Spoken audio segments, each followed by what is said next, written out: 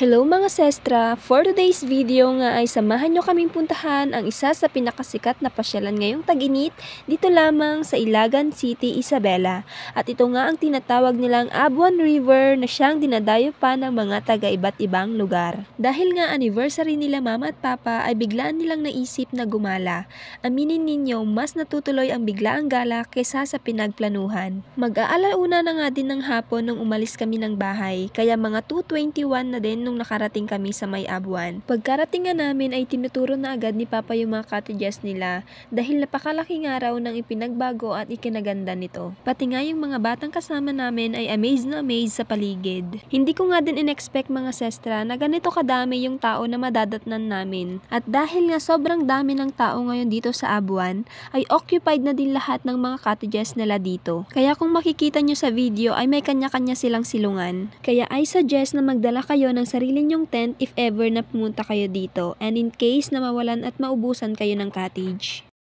Pagkarating nga namin sa mismong entrance ay may lumapit sa amin at sinabihan kami na kahit isa na lang daw sa amin yung bumaba para makapagbayad ng entrance. Kaya bumaba na rin ako para makabili na ng ticket. Bali libre nga pala yung mga bata na kasama namin and for adults naman ay 45 each. Apat kami kaya total of 180 pesos ang binayaran ko. Konting trivia lang mga sestra.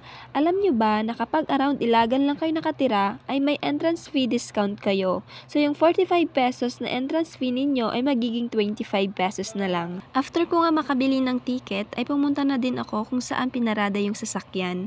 Kasama ko nga din pala dito yung mama ko na naglalakad. Sobrang tirik na tirik yung araw dito mga sestra kaya sobrang hapdi sa balat. Ang layo pa nga ng nilakad namin dito mga sestra dahil nga sa dami ng sasakyan na nakaparking ay mahihirapan ka talaga maghanap ng parkingan. Kaya naman yung sasakyan namin ay napadpad sa pinakadulo.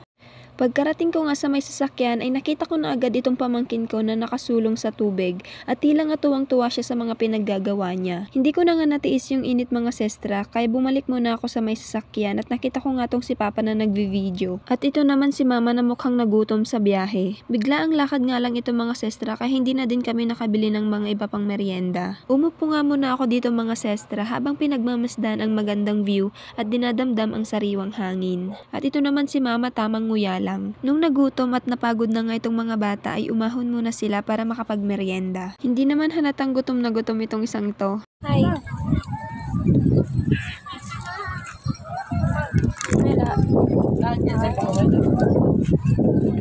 Nung mga bandang hapon na nga ay nag-decide kaming maglakad-lakad muna bago umuwi.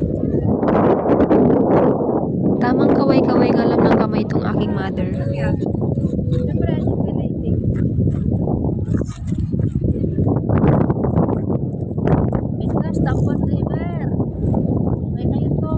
Natawa nga ako dyan kay mama dahil nakapag-promote pa. Madami na din palang nagbebenta ng mga merienda dito mga sestra, kaya hindi mo na problema yung mga dadalhin mong pagkain. Sobrang hapon na nito mga sestra, pero kita nyo naman napakadami pa ring tao at nagsisidatingan. Tamang ikot-ikot nga lang ako dito kahit nakakahilo. Nung napagod na nga kami sa kakalakad ay nag-aya na din silang umuwi. Pero dahil nga gusto pa naming makita yung magandang view at makapagpa-picture ay huminto muna kami dito sa may tulay. Hanggang dito na lang muna yung video ko mga sestra dahil napagod na din akong mag voice over. Yun lang, thank you for watching, bye!